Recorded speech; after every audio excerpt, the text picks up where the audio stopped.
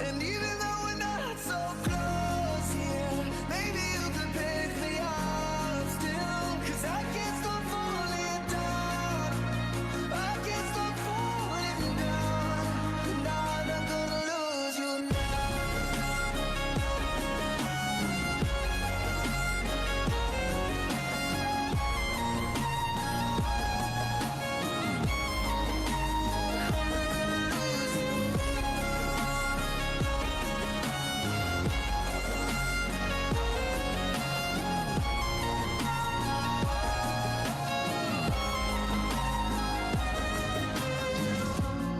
I can still remember all the lessons you gave me. I hope that I can live them all one by one, one by one. Don't you go looking back, there's no looking back. And I don't mean to open every picture I saved up. I'm only trying to visit with you one by one, one by one. And I swear that I'm not gonna lose you now. I need you in my life somehow. And even when the lights go down, down, I could never lose you now. Even though we're not so close, yeah. Maybe you can pick me up still. 'Cause I can't stop falling down. I can't stop falling down.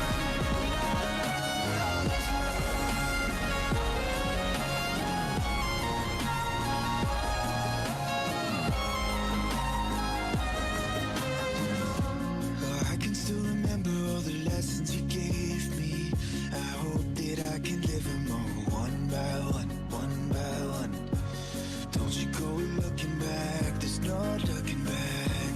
And I don't mean to open every picture I saved up. I'm only trying to visit with you one by one, one by one. And I swear that I'm not gonna lose you now. I need you in my life somehow. And even when the lights go down, down, I could never lose you now. Even though we're not so close, yeah. Maybe you could pick me up still. 'Cause I can't stop falling down. I can't stop falling down. And I'm not gonna lose you.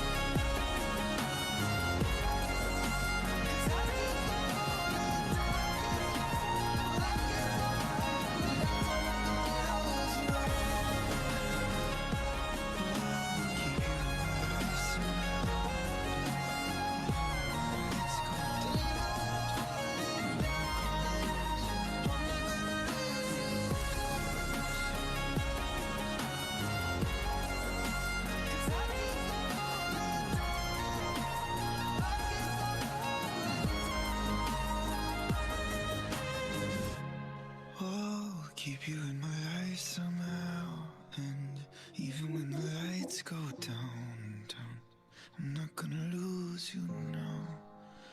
I'm not gonna lose you now.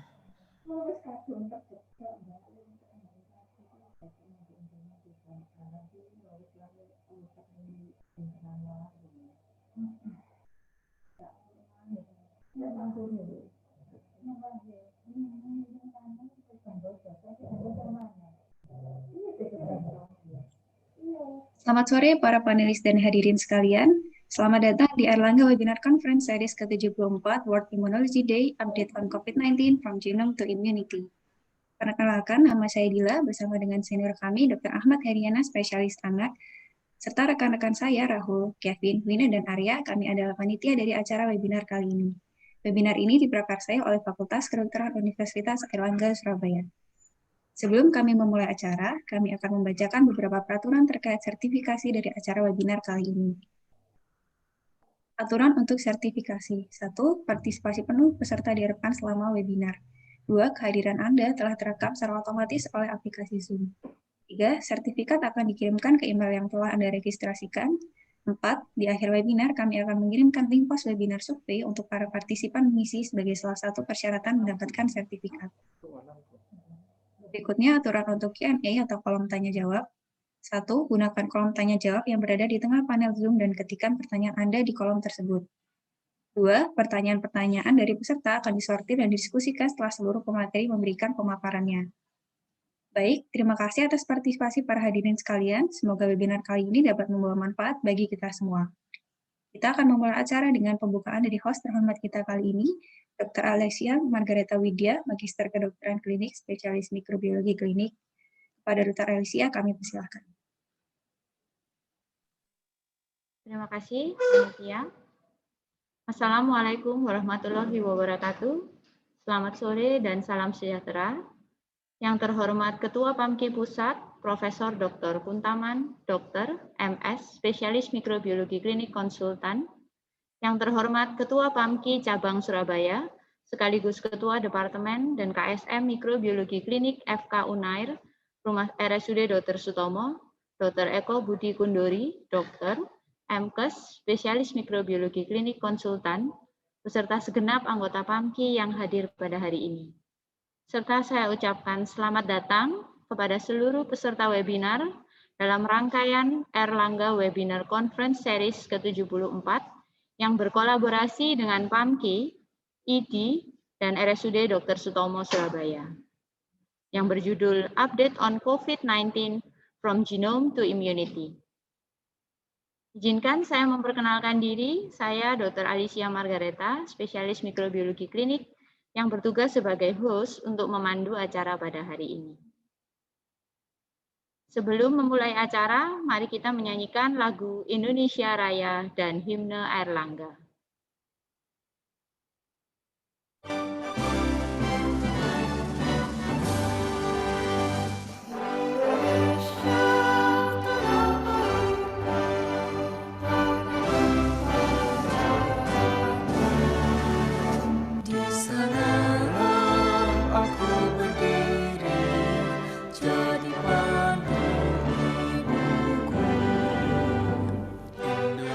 Indonesia,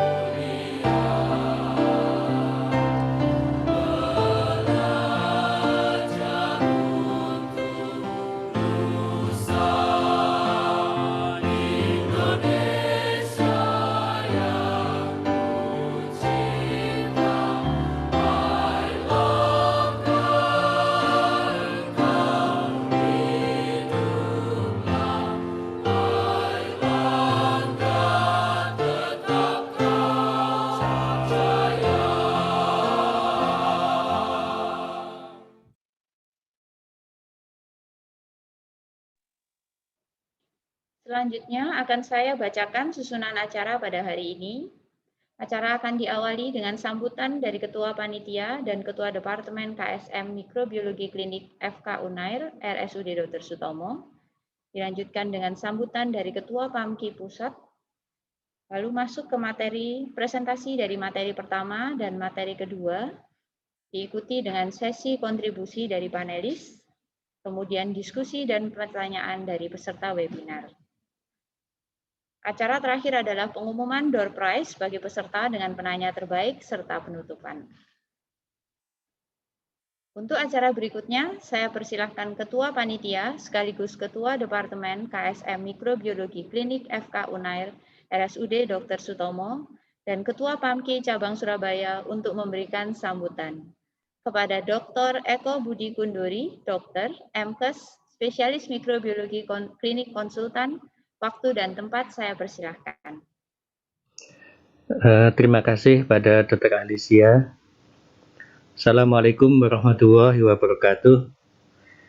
Alhamdulillah pada sore hari ini kita berada dalam sebuah majelis yang insya Allah sangat bermanfaat karena ini untuk menambah keilmuan kita. Mudah-mudahan dengan semangat untuk menuntut ilmu ini menjadikan kita semakin bergairah untuk senantiasa menambah ilmu, karena ilmu itu tidak pernah cukup. Nah, masalah problem yang ada di hadapan kita itu senantiasa berkembang dengan perkembangan yang luar biasa, kadang-kadang di luar perkiraan kita. Departemen Mikrobiologi Fakultas Kedokteran Universitas Airlangga dan juga kelompok staf medis di Rumah Sakit Dr. Sutomo bekerjasama dengan PAMKI Cabang Surabaya memiliki program untuk menyelenggarakan webinar ini secara rutin tiap 3 bulan sekali supaya ada upgrade gitu. Jadi keilmuan kita, terutama bagi mereka yang sudah lulus pendidikan PPDS Mikrobiologi dan juga bagi masyarakat kedokteran atau masyarakat luas yang lain yang memiliki minat pada keilmuan mikrobiologi ini, senantiasa terupdate pengetahuannya, sehingga beberapa permasalahan yang sementara ini seperti masalah COVID, kemudian badai sitokin kayak gitu, itu apa sih sebenarnya terjadi, itu akan jelas untuk diketahui gitu. Dan mudah-mudahan pembicara yang kita tampilkan nanti benar-benar dapat memenuhi kebutuhan untuk mendapatkan ilmu yang diharapkan itu. Insya Allah nanti juga pada 3 bulan yang akan datang kita akan mencoba untuk menyajikan keilmuan yang lain yang juga tidak kalah pentingnya dengan yang ada saat ini. Dan mudah-mudahan dengan demikian maka pengetahuan kita tentang mikrobiologi itu senantiasa terupdate sehingga kita tidak pernah ketinggalan. Demikian yang bisa saya sampaikan, dan saya ucapkan terima kasih kepada semua panitia yang telah bekerja cukup baik untuk menyelenggarakan acara ini. Mudah-mudahan ini bermanfaat bagi kita semua. Saya akhiri. Assalamualaikum warahmatullahi wabarakatuh.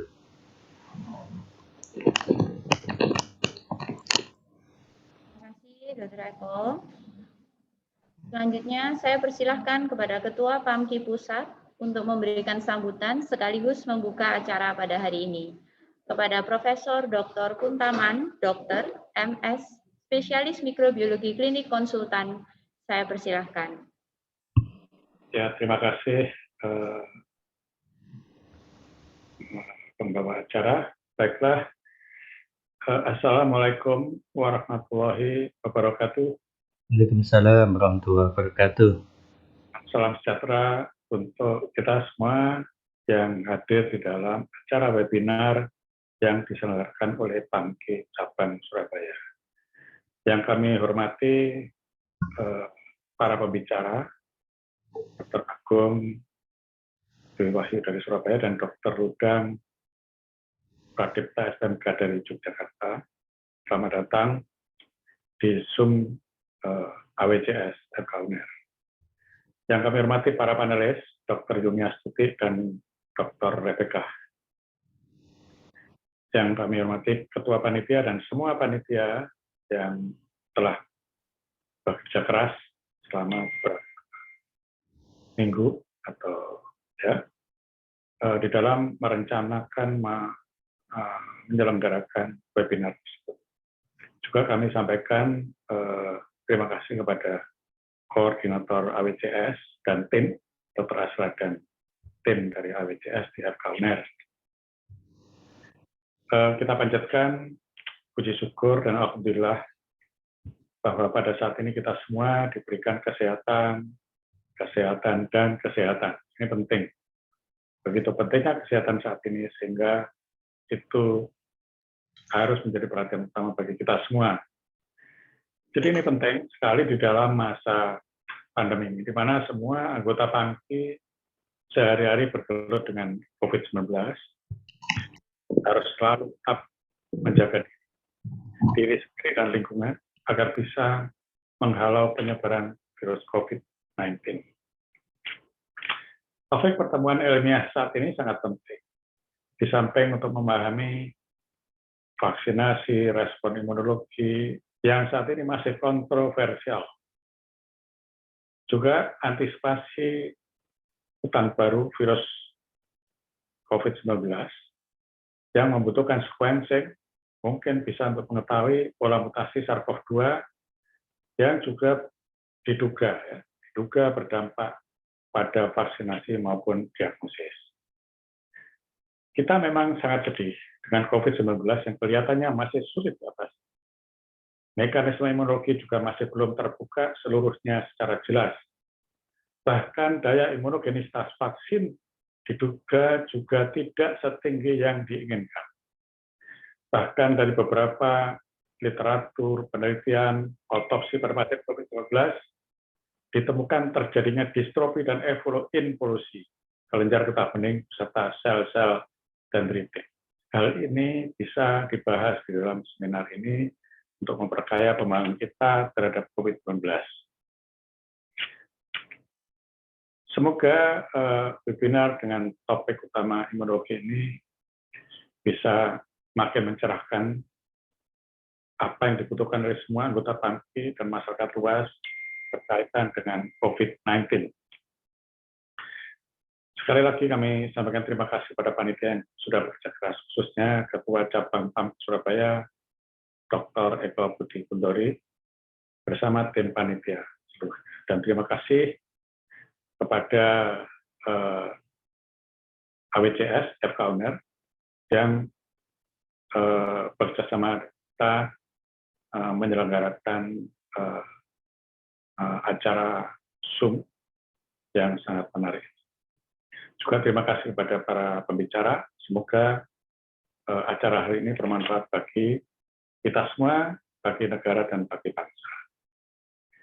Itu dan terakhir dengan izin para ketua, para peserta webinar ini dan panitia, acara webinar ini secara resmi dibuka. Terima kasih. Wassalamualaikum warahmatullahi wabarakatuh.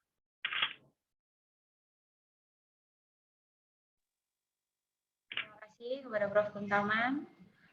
Selanjutnya, kita akan memasuki acara presentasi materi yang akan dimoderatori oleh Dr. Eko Budi Kundori, Dokter, MKes, Spesialis Mikrobiologi Klinik Konsultan. Sekilas CV beliau saya bacakan. Beliau menempuh pendidikan S1, S2, S3 hingga spesialis sebagai mikrobiologi klinik di Universitas Airlangga. Beliau saat ini merupakan staf pengajar Departemen Mikrobiologi dan KSM Mikrobiologi Klinik FK UNER RSUD Dr. Sutomo. Dan beliau saat ini menjabat sebagai Ketua Perhimpunan Ahli Mikrobiologi Klinik PAMKI Cabang Surabaya, Kepala KSM Mikrobiologi Klinik RSUD Dr. Sutomo, Kepala Departemen FK UNAIR, dan Organisasi profesi beliau mengikuti di IDI, PERMI, dan juga PAMKI. Baik, kepada Dr. Eko, saya persilahkan untuk memulai acara.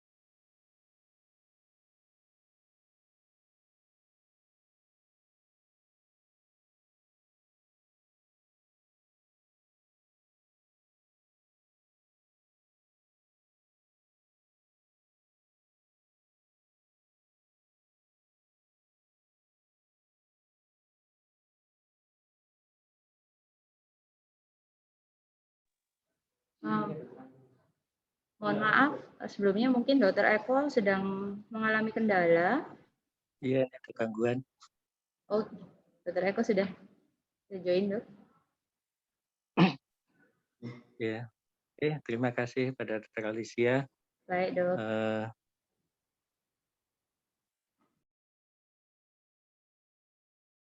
Pada sore hari ini kita akan mendengarkan pemaparan dari dua orang masih muda ya, masih pemuda tapi yang luar biasa kiprahnya dalam percaturan ilmu mikrobiologi begitu. Yang pertama adalah Dr. Agung. Dr. Agung ini mungkin bisa ditayangkan ininya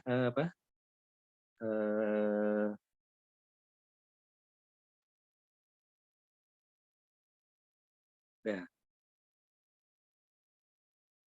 Beliau adalah orang yang sangat aktif sekali, banyak berbicara di berbagai forum, dan juga memiliki bacaan yang sangat banyak, sehingga untuk itu saya kira dari segi keilmuan beliau ini sangat dapat dipertanggungjawabkan.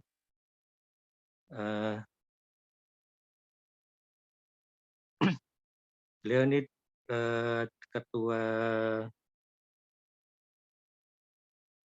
Perdalin ya, dan juga pernah menjadi KPS imunologi, sehingga mudah-mudahan nanti kita bisa mendapatkan keilmuan yang cukup dari beliau ini. Kami persilakan kepada Dr. Agung Tiwahyu Widodo untuk menyampaikan presentasinya. Waktunya 20 sampai 30 menit.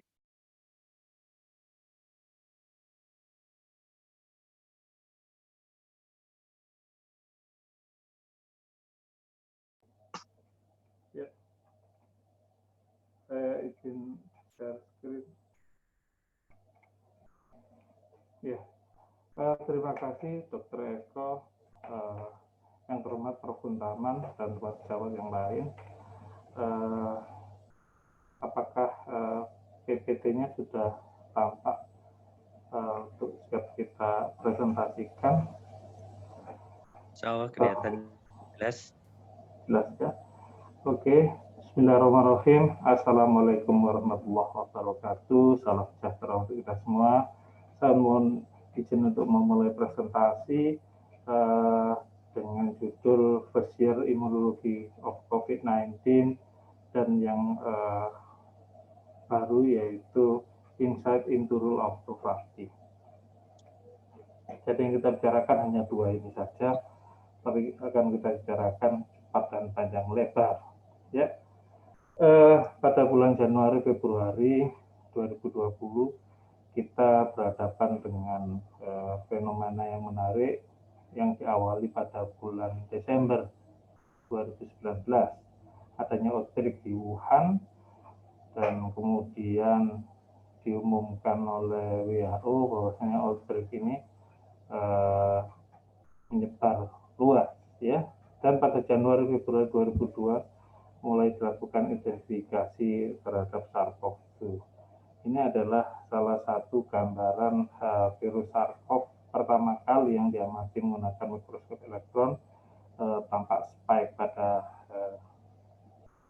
pipinya, dan kemudian dilihat ini ditanam pada sel epitel saluran nafas, dan mereka bergerombol kemudian mengalami budding dan akhirnya lepas. Ya. Kemudian Januari Februari 2 ini dilaporkan pada beberapa jurnal secara bersamaan pada beberapa center mulai dilakukan identifikasi viral entry receptor. Diketahui salah satunya yaitu publikasi yang dilakukan oleh Cho ini menunjukkan bahwasannya nCoV yaitu 2019 nCoV yang sebelumnya dikenal sebagai COVID ini, namanya saat itu adalah 2019 nCoV, ini memiliki kemiripan dengan SARS-CoV, ya, yang pertama bukan tahun 2002 dan 2003. Jadi ini memiliki persamaan dengan SARS-CoV sehingga reseptor yang digunakan adalah mirip, yaitu angiotensin converting enzyme 2. Ya. Dari publikasi Chow ini menunjukkan bahwasanya memang terjadi outbreak, kemudian reseptor sudah ditemukan, tentunya studi-studi lain yaitu melihat whole genome saat itu pada bulan Januari tanggal 7 atau kalau tidak salah tanggal 8 sudah mulai ada di publikasi, dan penelitian lebih lanjut terhadap nCoV ini mulai banyak dilakukan. Berikutnya, WHO melaporkan deskripsi tentang COVID-19 ini, ya. Jadi sudah dilaporkan oleh tim dari WHO dan bekerja sama dengan internasional taksonomi virus ini, ya, menyebutkan bahwa penyebabnya adalah SARS-CoV-2, ya, jadi mirip-mirip dengan SARS-CoV 2002-2003 itu, ya. Kemudian menyebut bahwasannya nCoV tadi dan penyakitnya dirubah namanya. Jadi penyebabnya adalah SARS-CoV-2, kemudian penyakitnya adalah COVID-19, ya, coronavirus disease, ya. Sehingga kita mengenal sekarang adalah SARS-CoV-2 dan COVID-19. Sekarang pun orang masih bingung bedanya SARS-CoV-2 dengan COVID-19 ini. Jadi COVID-19 ini penyakitnya, sedangkan SARS-CoV-2 ini penyebabnya. Itu gampang seperti itu. Kemudian yang menarik adalah pada Maret 2020, ya, terutama 11 Maret ini, ya, WHO melaporkan bahwa COVID-19 ini menjadi pandemi, ya. Jadi dilaporkan sudah menyebar hampir pada saat 11 Maret ini sudah lebih dari 200 negara dan teritorial, ya, yang menunjukkan penyebarannya sangat cepat sekali. Dari mulai Desember hingga Maret ini sudah menyebar hampir 200, cukup cepat penyebarannya, ya. Jadi ini WHO menyebut sebagai pandemi global, ya. Selanjutnya pada Maret yang sama, ya, ini diawali dari publikasi Chow lagi, disebutkan bahwa SARS-CoV-2 ini menimbulkan atau menghasilkan suatu imun respon berupa antibodi, ya. Sejak bulan Maret inilah karena publikasi Chow dan kawan-kawan dan beberapa ada 5 publikasi yang lain menyebutkan bahwa antibodi ini berperan penting dan memiliki efek yang kuat, maka mulai berlomba-lombalah para ilmuwan terutama di bidang industri untuk melakukan identifikasi SARS-CoV menggunakan antibodi, ya.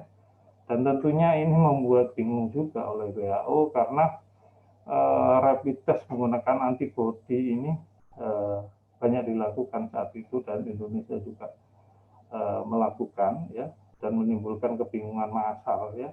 Tidak hanya dokter yang bingung, tapi para ilmuwan juga kebingungan karena penggunaan antibodi sebagai screening dan diagnostik saat itu, ya. Kemudian pada bulan Maret yang sama, bulan Pomelo, ya, melaporkan studi tentang transcriptional profiling pada pasien, ya. Jadi dibandingkan antara COVID ini ya dengan virus yang lain, terutama virus yang menginfeksi saluran nafas. Apa yang terjadi? Nah, mereka melihat ada beberapa fenomena yang menarik, yaitu tentang produksi interferon, ya, kemokin, dan lain-lain. Jadi bagaimana virus ini SARS-CoV-2 dengan respiratory virus yang lain itu menghasilkan sitokin-sitokin pada saat mereka menginfeksi sel. Ya, ternyata cukup menarik di sini. Ya, di sini misalnya beberapa common respiratory virus ini hanya menghasilkan beberapa kemokin saja, jadi hanya merangsang kedatangan sel.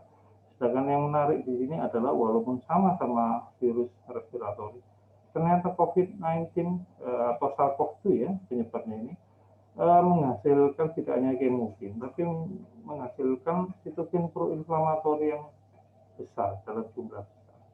Nah, ini yang menjadi dasar dari cytokine storm. Salah satunya adalah interleukin 1. Ya.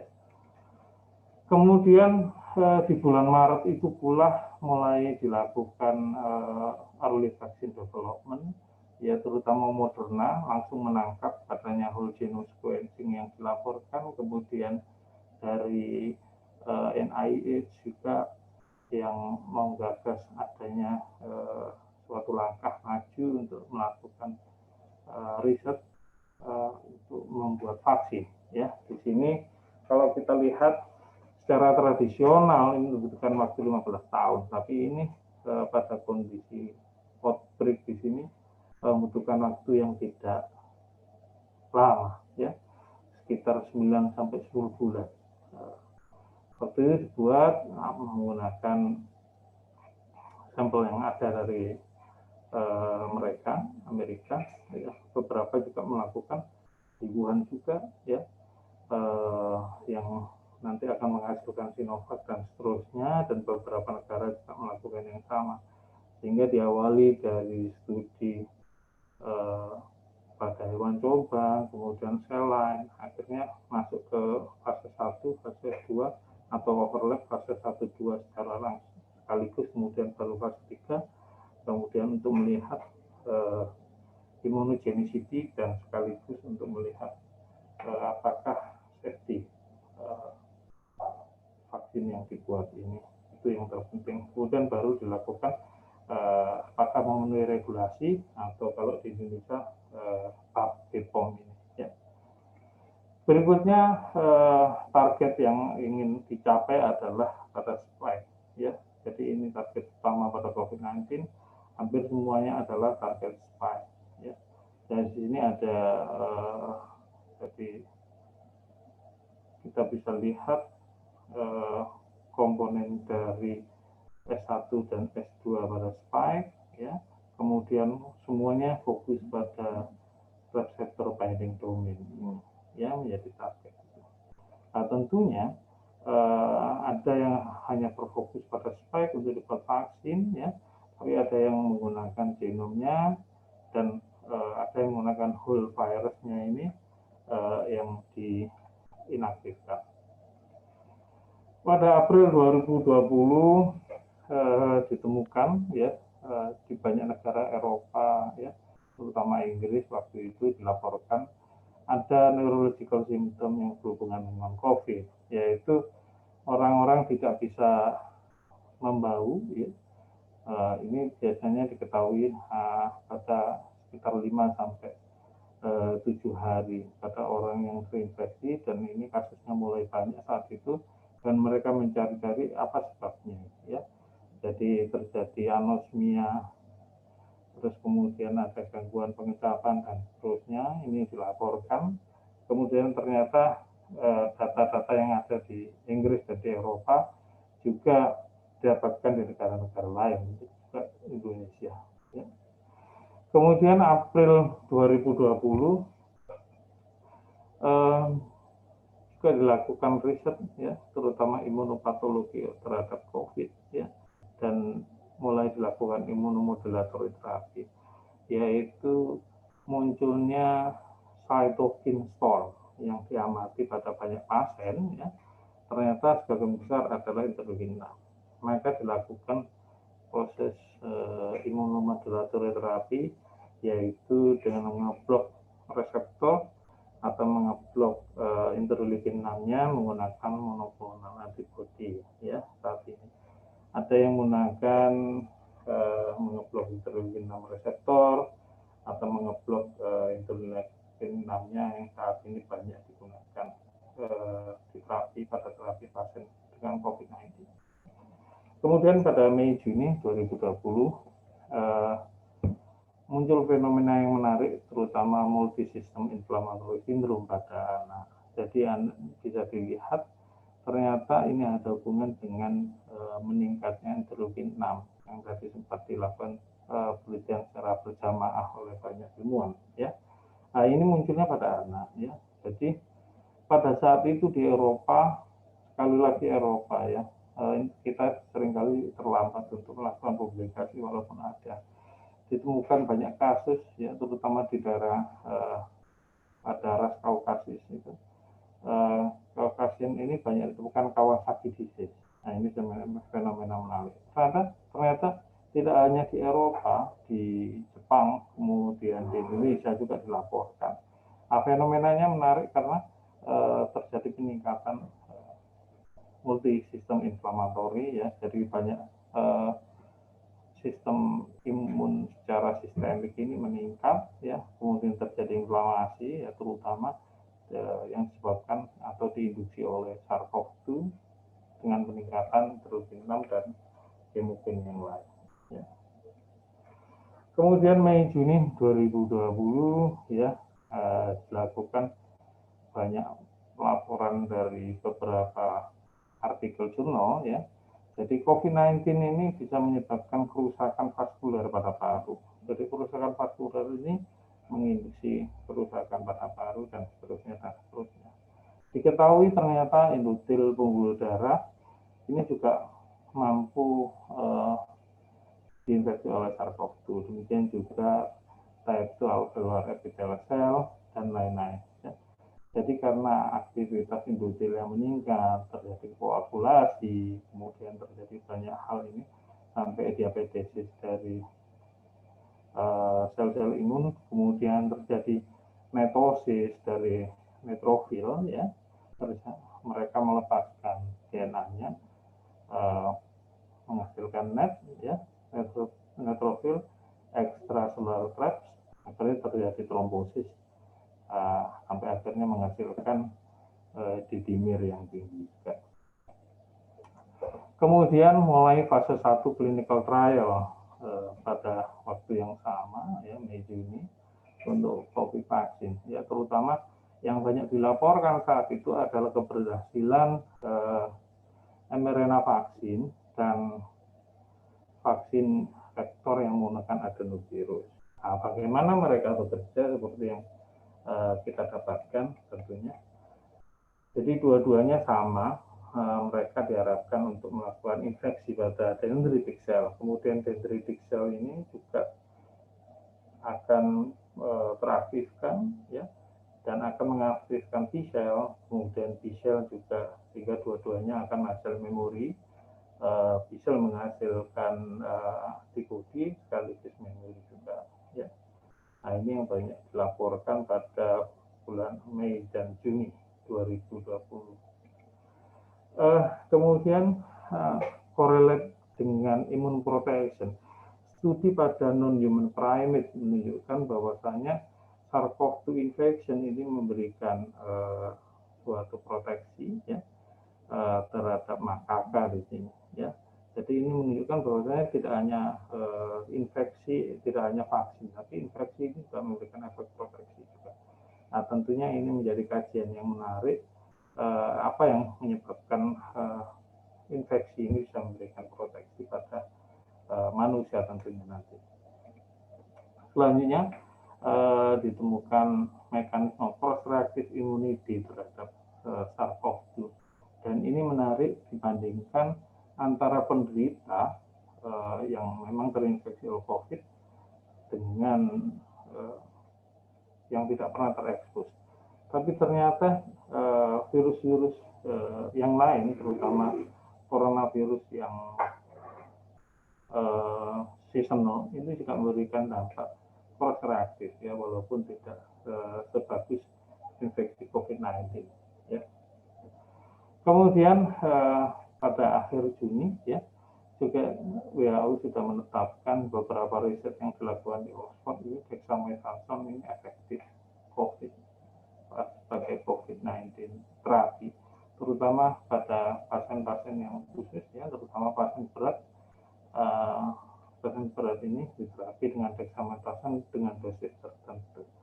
Jadi ini bisa dilihat sudah orang beramai-ramai pada awalnya masih kontroversial, akhirnya ditetapkan dari beberapa studi yaitu recovery dan ya, maka dexamethasone bisa digunakan pada penderita COVID-19. Kemudian ada penelitian yang menarik yaitu tentang penggunaan antibodi ini ya, dilihat kualitasnya, kemudian longevity dan protection. Usaha-usaha ini mengarah kepada terapi antibodi ya. Jadi ini adalah awal-awal bagaimana kita sudah mulai melirik antibodi sebagai terapi, jadi menggunakan imunoterapi sampai memanfaatkan plasma dari penderita.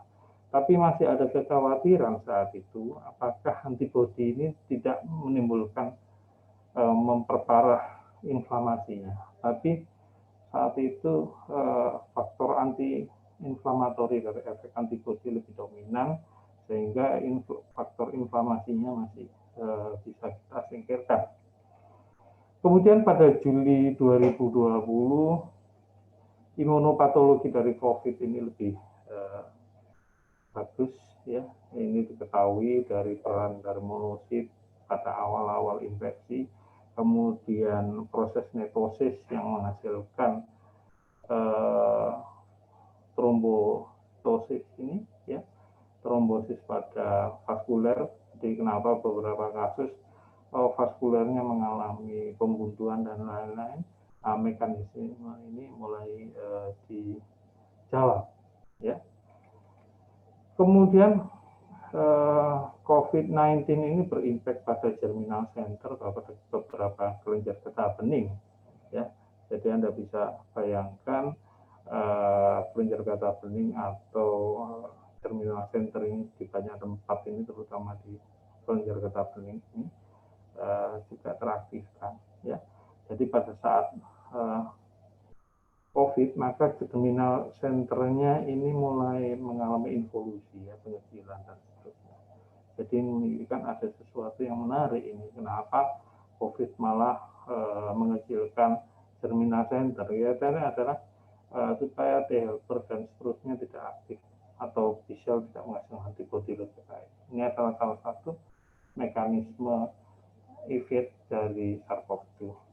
Kemudian Agustus 2020 mulai dilakukan terapi atau disarankan untuk konvalesen plasma terapi, walaupun ini diawali dari studi YAMA ya, menggunakan fast critical evasion dengan plasma konvalesen. Walaupun saat ini terapi plasma konvalesen ini masih kontroversi, dan beberapa literatur seperti yang dilaporkan pada New England Journal of Medicine menyatakan tidak ada pengaruh sama sekali. Ya. Kemudian September-Oktober, autoantibody in adult with COVID-19, ini suatu fenomena menarik. Bahwasanya antibodi yang dihasilkan ini ternyata merupakan autoantibody yang menyerang beberapa organ atau molekul yang ada di tubuh pasien itu sendiri ya. Nah, di sini bisa dilihat antibodinya ternyata autoreaktif pada beberapa jaringan, bisa neuron, kemudian paru dan seterusnya. Sebenarnya implikasi dari autoantibody ini bisa kita perjelas pada saat ini dengan adanya fenomena long COVID ya.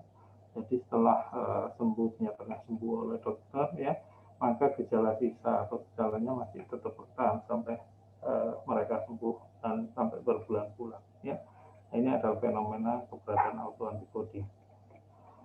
Kemudian pentingnya type 1 interferon pada COVID mulai disadari bahwasanya kegagalan aktivasi type 1 interferon ini dapat menyebabkan kasusnya menjadi berat, ya. Dan ini bisa didapatkan ternyata ada autoantibody terhadap type 1 interferon, kemudian adanya inbound error terhadap type 1 interferon, jadi ada defisiensi secara genetik dan seterusnya.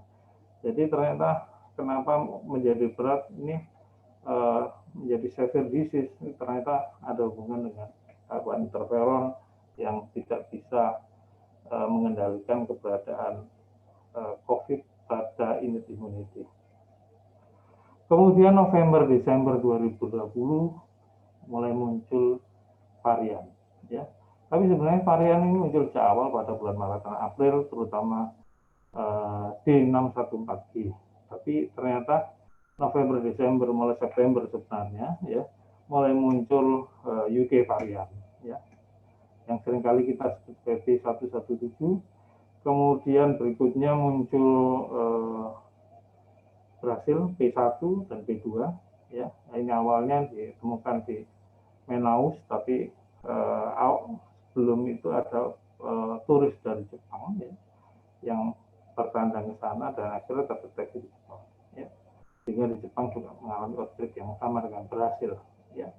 Kemudian ada B1351 yang Afrika Selatan ini. Kemudian ada pecahan dari kelas yang sama, yaitu dari California. Ini sempat mencekam di California karena banyak waktu itu di California banyak korban yang berjatuhan, terutama dari orang-orang dari Asia. Pada saat itu dianggap sudah membaik, tapi muncul kejadian peningkatan insiden. Ternyata yang dipersalahkan adalah yaitu orang-orang Asia yang ada di sana yang suka berkumpul-kumpul. Ternyata setelah dia mati dan diidentifikasi adanya varian baru, ya. Ternyata double mutan ini adalah yang kita dapatkan dari ini California L452R dan E484K yang sekarang mulai meledak di India dan tidak terkontrol, sehari bisa 200.000 kematian. Kemudian pada saat yang sama mendekati bulan Desember, fase 3 COVID vaksin ini sudah mulai hampir semua vaksin sudah menunjukkan fase 3-nya. Dan di Indonesia sudah melakukan fase 3 juga Sinovac, ya, dan berakhir Desember, ya. Kemudian pada awal tahun vaksin-vaksin ini karena sudah masuk fase 3 tinggal menunggu regulator FDA, kalau di Indonesia adalah menggunakan BPOM, ya. Hampir semuanya juga mulai diterapkan pada awal 2021, ya. Yang menarik setelah vaksin dilakukan, muncul varian-varian ini dan masih menjadi fenomena, yaitu keberadaan vaksin apakah mampu untuk menangkan atau menekan varian yang muncul, ya. Mungkin vaksin yang saat ini ada, mulai Pfizer, Moderna, kemudian sampai Sinovac, mampu untuk menekan atau menghasilkan antibodi berupa imun respon terhadap original virus dari Wuhan, ya. Tapi B117 hampir semuanya bisa, ya. Ini bisa dilihat, jadi semuanya adalah high. Tapi pada saat mereka sudah mulai berevolusi dengan mutasi, ya, terjadi proses penurunan, gitu, ya. Bukan tidak bisa, tapi terjadi proses penurunan terhadap keberadaan varian-varian ini, yaitu Brasil, kemudian Afrika Selatan juga dua-duanya mengalami penurunan. Ini yang kita dapatkan dari beberapa data dari publikasi para ilmuwan yang melakukan studi terhadap plasma konvalesen dari orang yang terinfeksi, kemudian dari orang yang dilakukan vaksin, dan efek-efek dilihat dari cara di laboratorium secara in vitro. Kita beralih pada topik yang kedua, yaitu tahun 2016, ya. Yoshinori Otsumi mendapatkan Nobel di bidang fisiologi atau kedokteran. Penelitiannya menarik, yaitu penemuan tentang mekanisme autofagi. Ya. Apa autofagi itu? Ya. Jadi kalau kita lihat, sebenarnya sejarah autofagi itu panjang, ya. Jadi istilah autofagi sendiri ditentukan, dibuat ya oleh Alzheimer tahun 1860. Kemudian Christian de Duve membuat atau menggunakan autofagi untuk fenomena yang menarik, dan Otsumi ini melakukan menginduksi autofagi tadi. Sejak saat itu autofagi mulai dikenal, ya. Dan saat tahun 2003 ada komunitas autofagi untuk menyamakan persepsi tentang penggunaan gen, protein, dan seterusnya. Ya. Jadi autofagi ini adalah jalur katabolik, ya, yang melibatkan degradasi seluler, ya, komponen, terutama menggunakan lisosoma. Ya. Ada banyak subtipenya, ada makroautofagi, mikroautofagi, dan chevron-mediated autofagi. Tapi dari tiga ini ada pembagian lagi yang lebih detail. Ya. Nah, ini adalah bagaimana mekanisme autofagi ini berlangsung. Ya. Jadi tidak hanya organel saja, tapi komponen yang ada di dalam sel bisa di-digest. Ya. Ini step-stepnya. Kemudian ada regulasi, ya. Jadi ada energy depletion, uterine sinyal, starvation. Ya. Jadi seperti yang kita lakukan ini, ya, istilah puasa Ramadan ini ternyata memicu autofagi, ya. Dengan kita melakukan puasa Ramadan, maka seluruh organ kita ini, ya, biasanya kalau setelah beberapa hari melakukan autofagi, membersihkan sampah-sampah yang ada di tubuh kita. Jadi yang tidak penting dibuang, ya. Jadi puasa Ramadan ini salah satunya adalah memicu autofagi, ya. Jadi kalau seandainya kita lihat tipe autofagi ada 3 tadi, ya, ini sudah kita bicarakan. Ada autofagi yang lebih selektif, ya. Tergantung dari organ apa yang terkena dan seterusnya. Ya. Ada agrifagi, absofagi, gliofagi, lipofagi, mitofagi. Ya. Untuk patogen intraseluler namanya adalah sinofagi. Ya. Jadi kalau ada bakteri intrasel atau virus yang mau didigest, maka fenomenanya adalah sinofagi. Nah, ini macam-macam autofagi, ya. Sebenarnya fungsi autofagi itu apa sih? Yang pertama adalah turnover, ya, dari mitokondria, jadi untuk balance energi. Kemudian clearance protein yang rusak, ya. Kemudian regulasi dari lipid metabolisme, ya. Jadi kalau seandainya lipid ini terlalu banyak, harus didigest. Kemudian bisa protektif mekanisme, mencegah sel death, ya, karena kurangan makanan. Ya. Yang terpenting bagi kita di bidang mikrobiologi adalah autofagi ini asis terhadap imun respon dengan degrading intraseluler bakteri dan virus. Seringkali kita sebut sebagai sinofagi. Ya.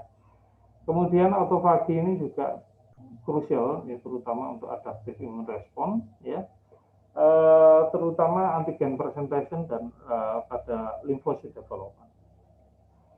Nah, di buku virologi terbaru, ya, edisi kelima dari Flynn ini, autofagi juga dijelaskan. Jadi ini adalah mekanisme untuk menghancurkan virus di dalam sel, intrasel. Ya.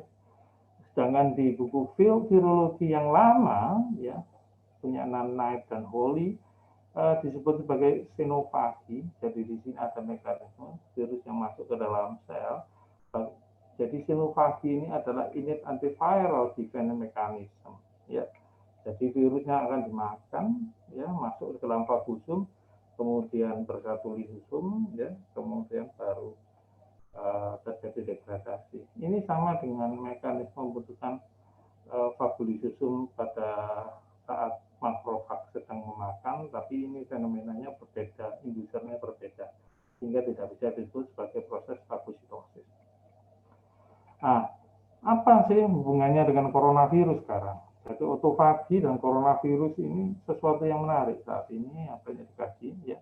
Jadi otofagi ini bisa mempengaruhi sel hostnya atau mempengaruhi imun selnya. Dan kita tahu bahwa COVID ini menghasilkan banyak protein yang berusaha untuk menghambat otofagi.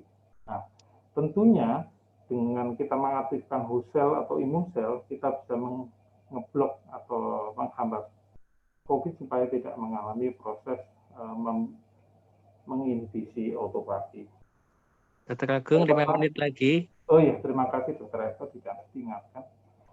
Jadi kalau kita lihat coronavirus, ya, ini coronavirus bermacam-macam ini, ada hubungan dengan otofagi, ada yang menginduksi otofagi secara langsung, tapi ada yang mengeblok otofagi. Ya, misalnya MERS ini ngeblok otofagi, kemudian SARS-CoV juga mengeblok otofagi. Tentunya mereka tidak ingin otofagi ini terjadi sehingga mereka tidak didigest, harapannya seperti itu.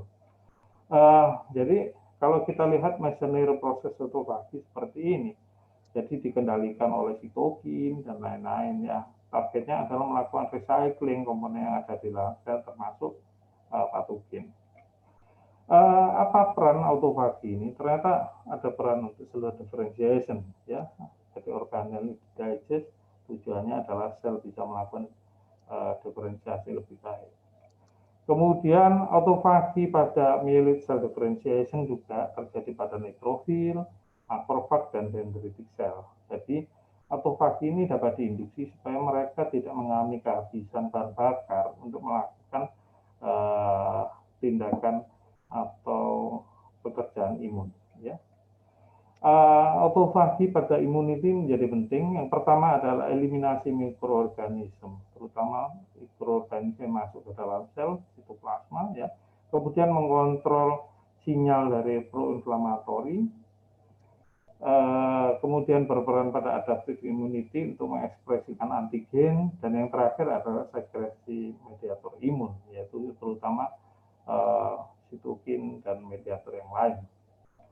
Tentunya coronavirus ini juga menimbulkan masalah kalau seandainya mereka melakukan ngeblok autofagi. Padahal autofagi ini sangat dibutuhkan.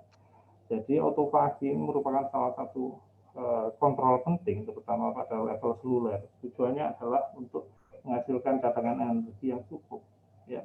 Nah, kalau seandainya virus ini akan ngeblok autofagi, tentunya cadangan energi berkurang sehingga terjadi stres pada retikulum endoplasma, kemudian cytokrom terjadi hipoksia, ini akan memperburuk kondisi kardiovaskuler kita, ya, orangnya akan bisa mati.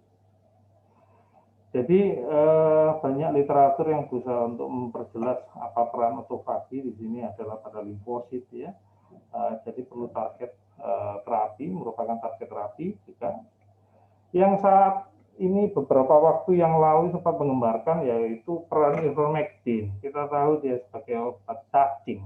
Bagaimana bisa obat cacing dijadikan sebagai anti COVID? Ternyata ivermectin ini berperan ya sebagai inducer autofagi dan mengeblok inhibisi yang dilakukan oleh SARS-CoV-2 ya. Jadi inducer autofagi ini pada level sel ya. Berikutnya ada beberapa obat yang kita tahu yang banyak kita gunakan, dan ini beberapa penelitian menunjukkan memperbaiki kondisi pasien COVID, yaitu metformin, resveratrol, dan vitamin D3. Ya. Saat ini saya mengkonsumsi tiga-tiganya, metformin, resveratrol, dan vitamin D3. Metformin banyak dijual bebas. Nah, ini sebenarnya orang-orang menganggap sebagai obat diabetes, padahal dia tidak. Dia berperan sebagai anti kanker, ya. Dia inducer autofagi, menyebabkan kita kurus dan lain-lain. Resveratrol ini banyak kita dapatkan pada biji anggur, menyebabkan ini adalah anti aging, ya. Dia berperan untuk menginduksi autofagi juga. Terus kemudian vitamin D3 ini banyak literatur yang menyatakan bahwasanya penderita COVID banyak mengalami defisiensi vitamin D3. Ternyata vitamin D3 ini merupakan aktivator dari autofagi. Jadi saat ini salah satunya vitamin D3 ini adalah aktivator autofagi tentunya memberikan efek anti COVID. Jadi kenapa kita suruh berjemur dan lain-lain? Salah satu fenomenanya adalah insect. Ya. Mungkin itu yang bisa saya sampaikan, Dr. Eko.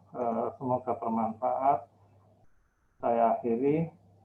Mohon maaf kalau ada kata yang salah. Arigatou gozaimasu. Wassalamualaikum warahmatullahi wabarakatuh. Waalaikumsalam warahmatullahi wabarakatuh. Terima kasih atas pemaparannya, Dr. Agung. Sangat menarik. Mudah-mudahan nanti bisa dijawab diskusi-diskusinya karena cukup banyak pertanyaan yang muncul. Kita ke pembicara kedua terlebih dahulu, Dr. Ludang. Mungkin bisa ditampilkan. Dr. Ludang ini beliau adalah alumni dari Universitas Gadjah Mada dan sekarang sedang menempuh pendidikan S3.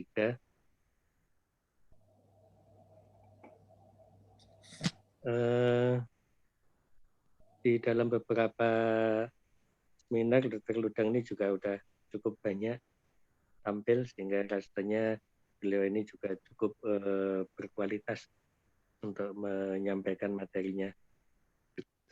Kami persilakan Dr. Ludang untuk menyampaikan materinya, waktunya sekitar 20, maksimal 30 menit. Terima kasih. Assalamualaikum warahmatullahi wabarakatuh. Yang saya hormati Prof. Kuntaman, selaku Ketua Umum PAMKI. Yang saya hormati Dr. Eko, sekaligus sebagai moderator dan juga Ketua PAMKI Cabang Surabaya dan Ketua Departemen Mikrobiologi Klinik FK UNER. Matur nuwun Dok undangannya atas kesempatan yang berbahagia ini. Yang saya hormati juga para panelis, ada Dr. ABK dan juga Dr. Juniastuti. Izin kami menampilkan slide kami. Dan alhamdulillah pada kesempatan yang berbahagia ini kami diberi kesempatan diundang untuk menyampaikan tentang NGS, Next Generation Sequencing, dan juga bioinformatika, lebih pada metodologi untuk COVID-19. Saya terkesan sekali bulan Agustus tahun lalu, PAMKI Cabang Surabaya juga mengundang kami, lagi-lagi yang diangkat tentang metodologi. Jadi mungkin kalau selama ini Bapak Ibu teman sejawat semua melihat tampilan-tampilan yang muncul setiap kali ada seminar atau ada webinar yang menyebutkan varian ataupun mutasi, itu merupakan bentuk sajian yang sebenarnya sudah bentuk sajian akhirnya, tetapi proses masaknya, bagaimana prosesnya, ini sepertinya belum begitu banyak yang membahasnya. Nah, izin kami menyinggung hal ini, mulai dari sampling hingga analisis bioinformatika. Pada kesempatan ini ada 6 poin ya dengan penutup dengan 6-nya. Jadi yang pertama overview dulu terkait dengan NGS dan juga bioinformatik, kegunaannya, bagaimana perannya, kenapa kita menggunakan metode ini. Dan yang tidak kalah penting adalah sejarahnya. Bagaimana proses NGS ini dan kedepannya akan seperti apa metode ini. Apakah kita akan belajar saat ini, kemudian 5 tahun lagi kita akan tertinggal, atau sebaliknya yang kemarin kita pelajari 5 tahun yang lalu sekarang ini sudah tertinggal. Ini sangat istilahnya pesat sekali kemajuannya. Yang ketiga adalah sebenarnya saya lebih tertarik membahas NGS ini dalam konteks perspektif mikrobiologi klinik, karena NGS sendiri ini sebenarnya bisa digunakan untuk berbagai hal, termasuk teman-teman yang di bidang onkologi itu juga menggunakan pendekatan metodologi next generation sequencing. Dan yang ingin kami tekankan di sini adalah dari sudut pandang mikrobiologi klinik. Dan yang keempat, poin yang keempat nanti kita sampaikan di sini adalah bagaimana peranan penggunaan NGS ini untuk melihat, memonitor perjalanan ataupun distribusi ataupun pola yang terjadi di dalam kita menghadapi pandemi ini. Dan yang terakhir nanti sedikit menyinggung tentang bioinformatik, di mana ini bagian yang tidak bisa dilepaskan dari proses penyajian dari suatu data yang berbasis NGS. Mengapa kita mempelajari NGS dan bioinformatik? Kita tahu bahwasanya di dalam tubuh kita sendiri ini terdapat berbagai macam bakteri. Yang sayangnya, bakteri-bakteri yang kita temukan atau yang kita dapatkan dari kultur konvensional, artinya harus ditumbuhkan dalam media tertentu dengan dengan perlakuan tertentu misalnya, itu tidak sebanyak bakteri yang sebenarnya ada di dalam tubuh kita. Artinya ada beberapa bakteri yang memang susah atau tidak bisa kita tumbuhkan. Mungkin keterbatasan kita terkait dengan media ataupun perlakuannya, sehingga sebenarnya ada invisible microbiome. Ya, artinya di dalam tubuh kita itu ada berbagai banyak. Hanya beberapa saja yang mungkin kita dapatkan dan kita pelajari selama ini. Sehingga pendekatan mikrobioma inilah yang akan kita tekankan. Mengapa ini menjadi penting? Karena nanti kita akan bisa menggali, mencari semua hal yang ada di dalam tubuh kita. Nah, pendekatan-pendekatan ini mulai berkembang di tahun 2010.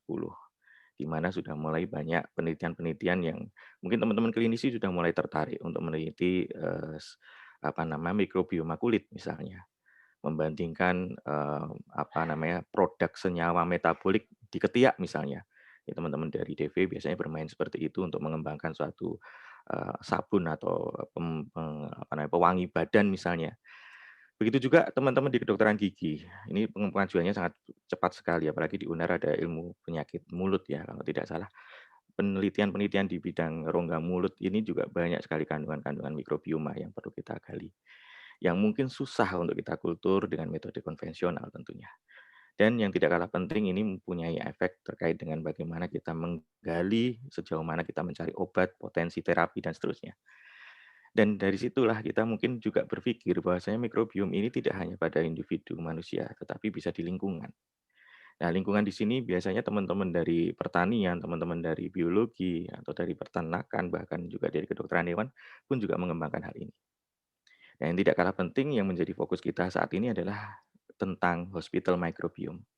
Ini hal yang sebenarnya tidak begitu baru, tetapi masih sangat sedikit penelitiannya. Ini penelitian dari Kern et al. Tahun 2021 di Singapura.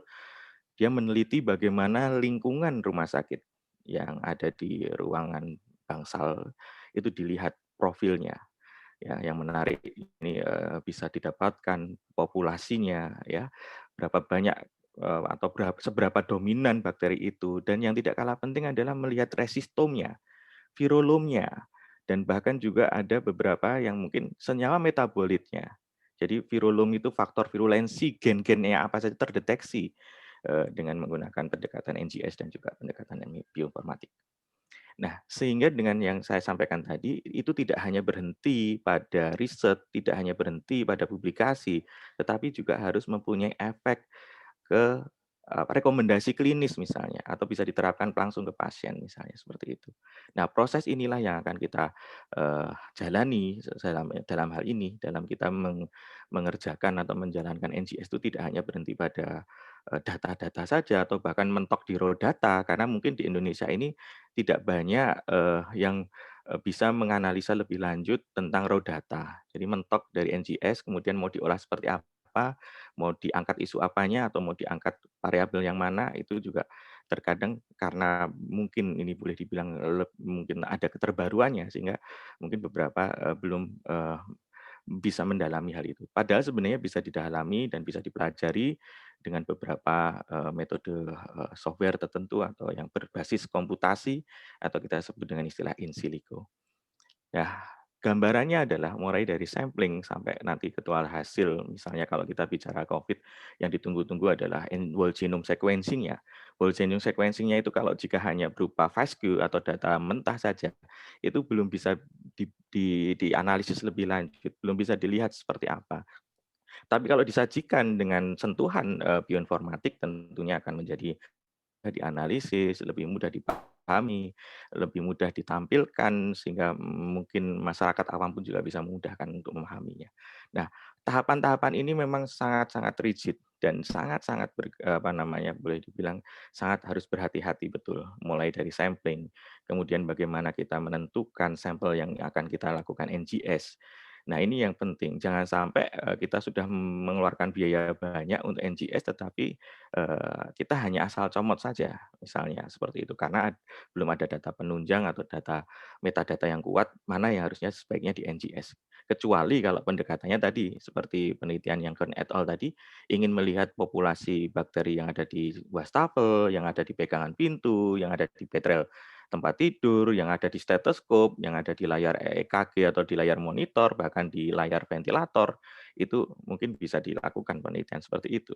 Nah, kemudian kita melihat sejarahnya, bagaimana NGS ini sebenarnya berbasis dari pertama kali dilakukan sequencing pertama oleh Frederick Sanger ini yang mungkin keterbatasan waktu itu sudah sangat fenomenal karena bagaimanapun sudah bisa mendesain tahun 1977, bagaimana dia bisa mendesain suatu apa namanya, fragmen yang sangat pendek ya, walaupun itu juga bisa membantu banyak sampai saat ini ya. Artinya, jasa beliau ini luar biasa, walaupun kapasitas, generasi pertama sequencing itu masih sangat, terbatas kalau dibandingkan saat ini.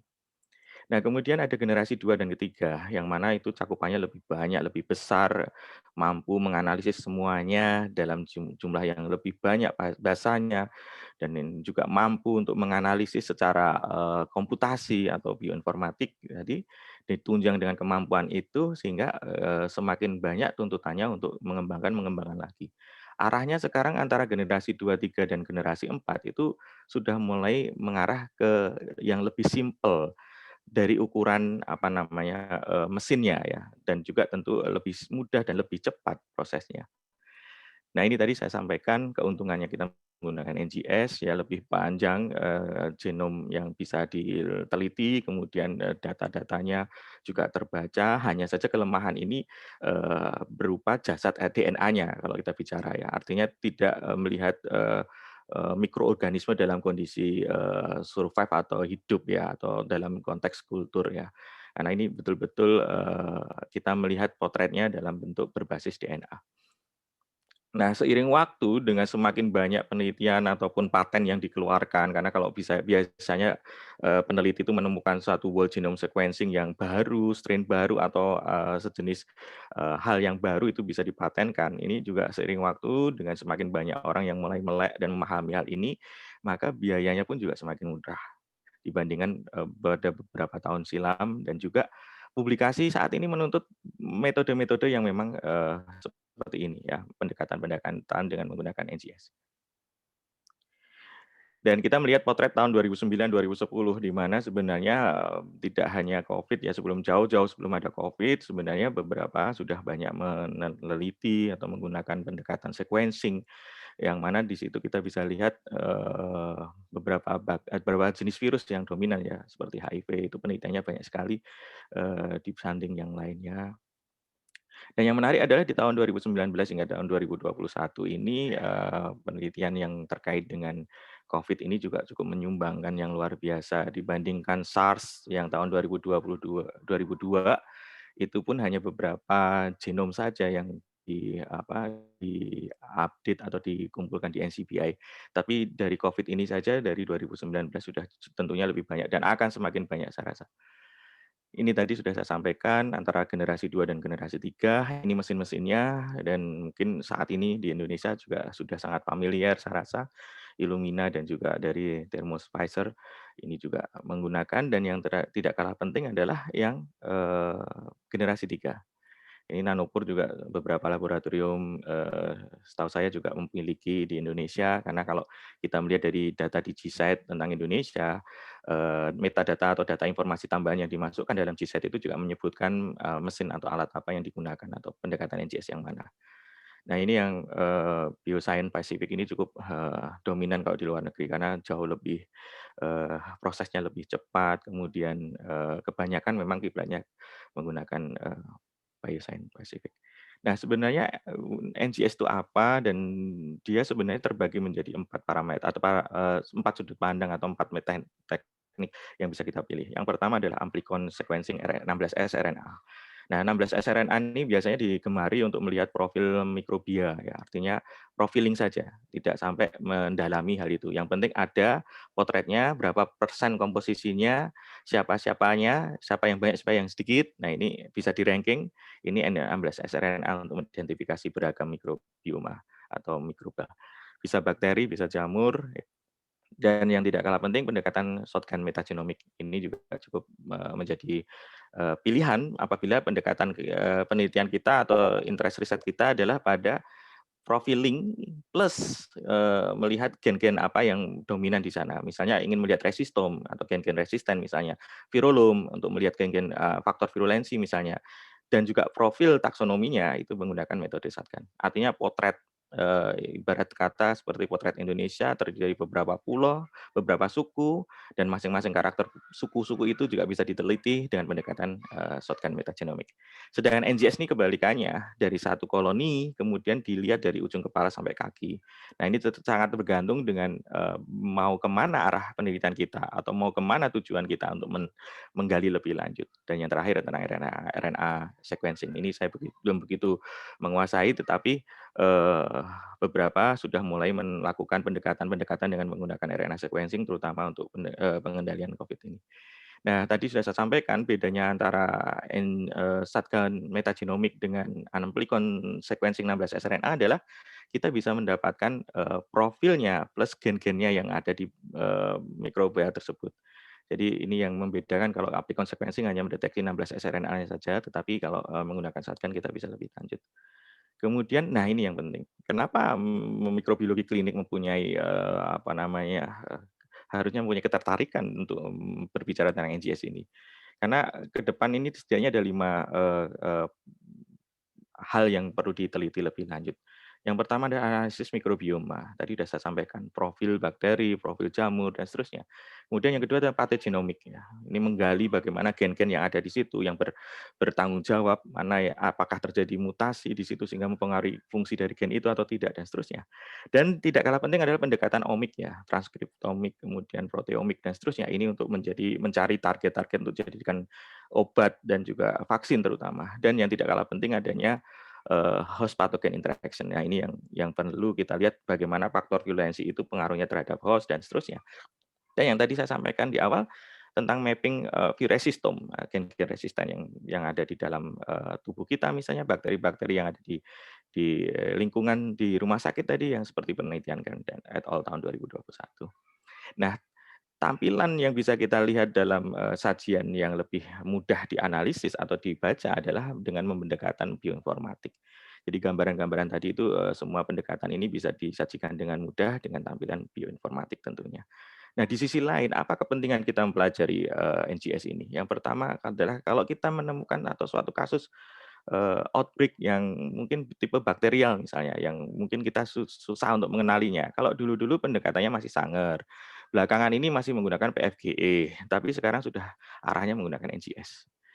Dan yang tidak kalah penting adalah kita untuk meneliti bagaimana terjadinya outbreak virus misalnya. Nah, ini terbukti pada kasus COVID-19 ini pada tanggal 10 Januari tahun 2020 sejak dikeluarkannya adanya full genome atau whole genome sequencing dari SARS-CoV-2, maka kita bisa melakukan apa saja, termasuk bisa deteksi, termasuk bisa menentukan primer-primer untuk target PCR ataupun juga vaksin.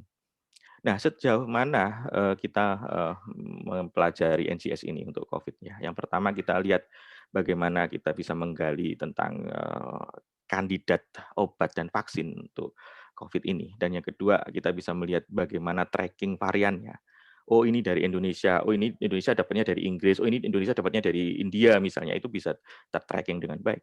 Kemudian bagaimana surveillance yang mungkin bisa tingkat lokal atau nasional, dan yang tidak kalah penting adalah pendekatan penelitian yang berbasis epidemiologi, mungkin ditambahi dengan metadata klinis misalnya yang mungkin bisa disangkut pautkan dengan kejadian kasus-kasus COVID misalnya.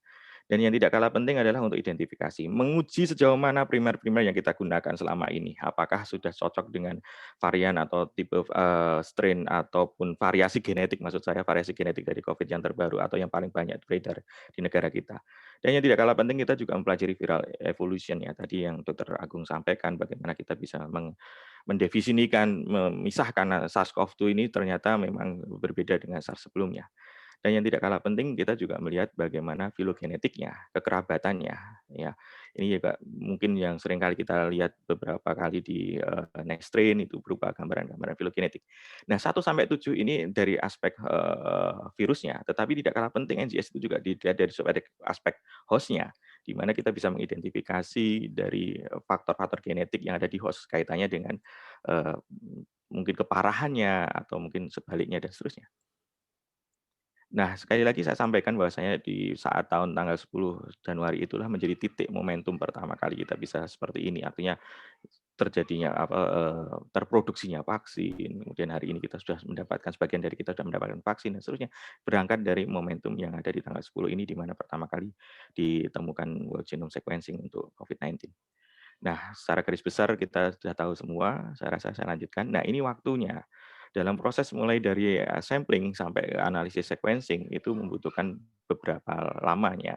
Nah, ini belum data ini belum masuk pada bioinformatika, jadi masih di NGS saja, dan butuh waktu kurang lebih 3 hari. Tetapi yang agak lama adalah pada proses analisis bioinformatikanya.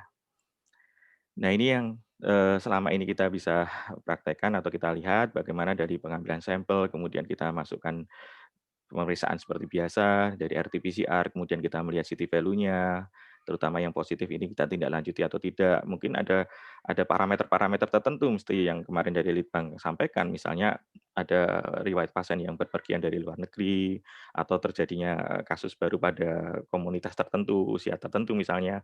Nah, ini kita tindak lanjuti. Jadi, yang penting itu, untuk whole genome sequencing COVID itu satu, yang penting itu adalah real time. Dan yang tidak kalah penting juga adalah betul-betul memilih mana yang harus di NGS, karena biayanya masih sangat mahal dan pemeriksaannya juga tidak mudah, analisisnya juga tidak mudah, sehingga betul-betul mana yang betul-betul kita ajukan. Kalau tiap bulan Indonesia selalu rutin, walaupun itu secara acak di manapun provinsinya, tapi saya rasa itu menjadi sangat baik ke depannya. Nah, salah satu syaratnya adalah, beberapa penelitian sudah menyebutkan untuk mau di NGS adalah CT values di bawah 25.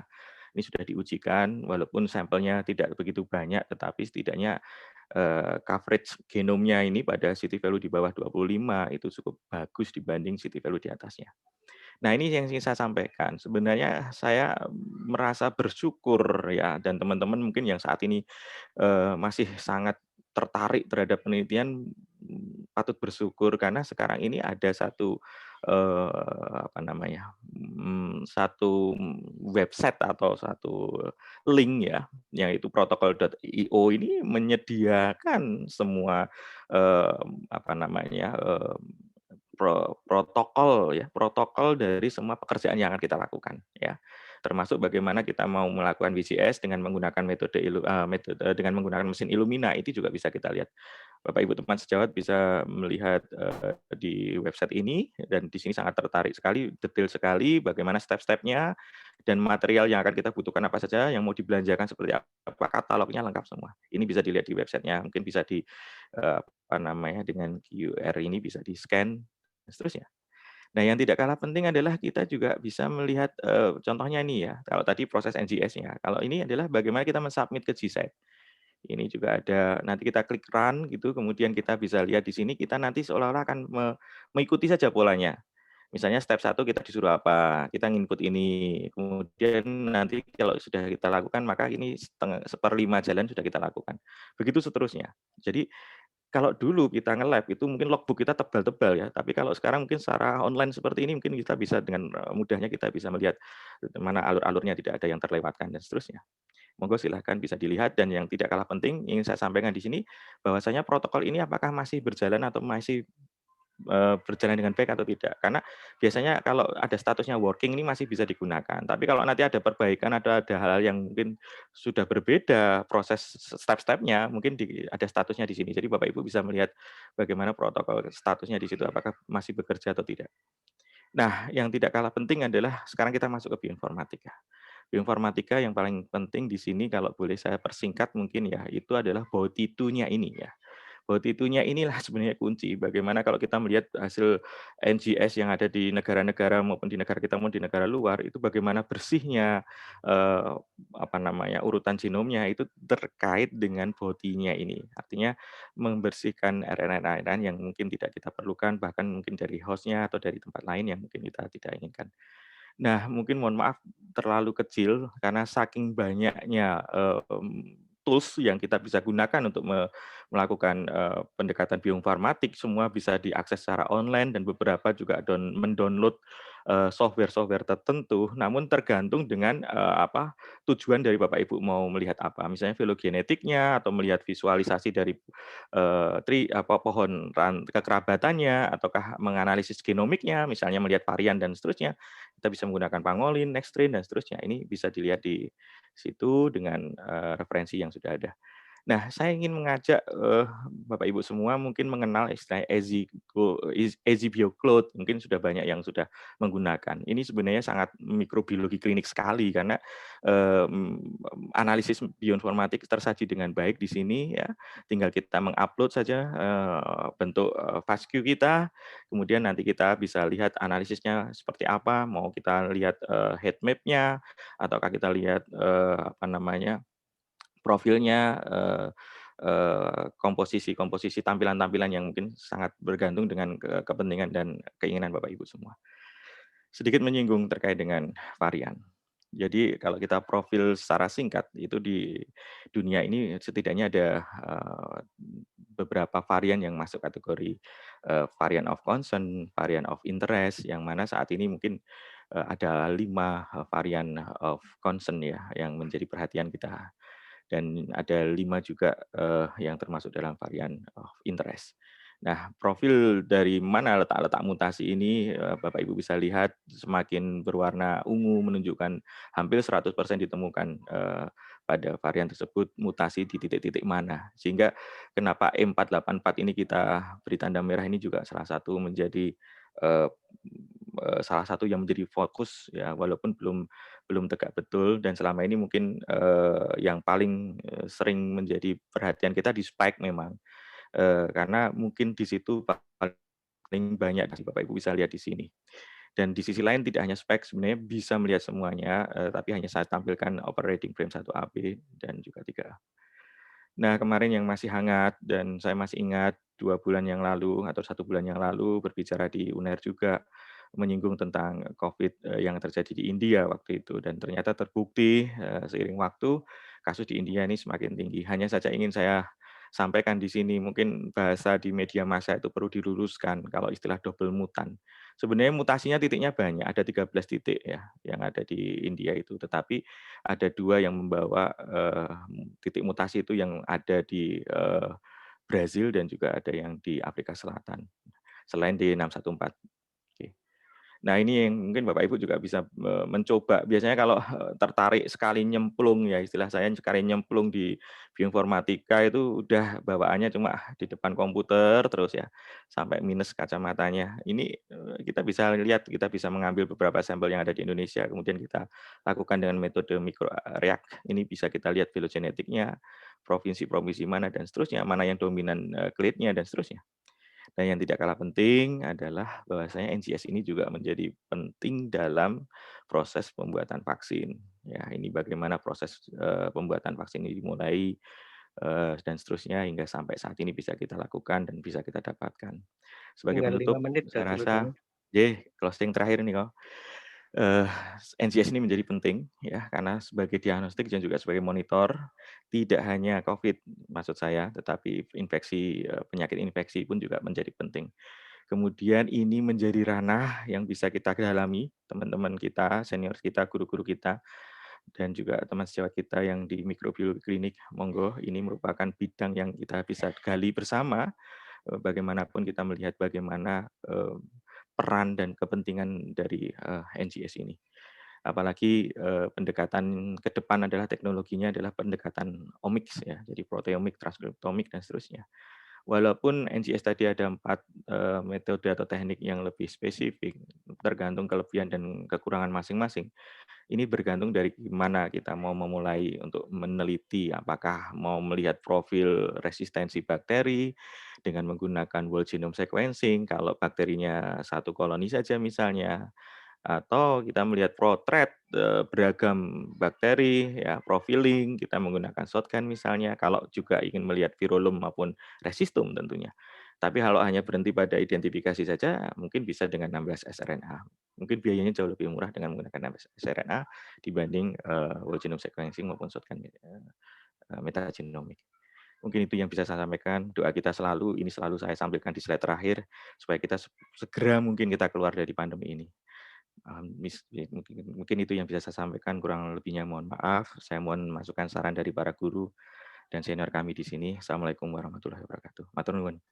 Waalaikumsalam warahmatullahi wabarakatuh. Terima kasih Dr. Ludang atas presentasinya yang menurut saya, kalau saya pribadi itu hal yang baru. Karena saya jarang untuk membaca hal-hal yang seperti ini.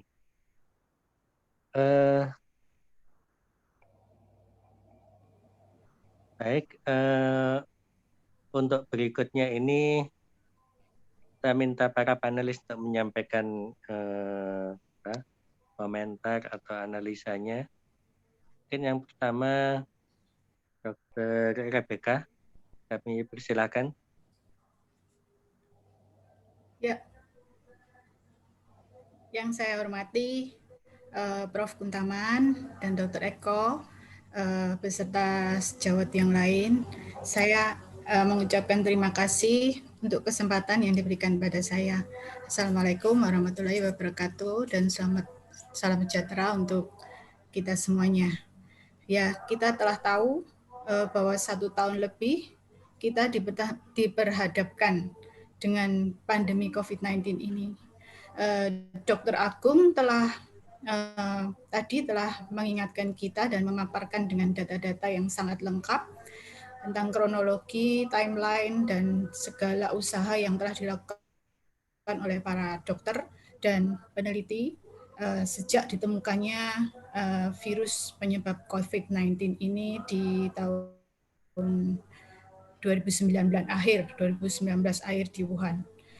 Dan kita juga semua tahu bahwa sampai sekarang pun pandemi COVID ini masih belum berakhir, walaupun vaksin sudah mulai disebarluaskan.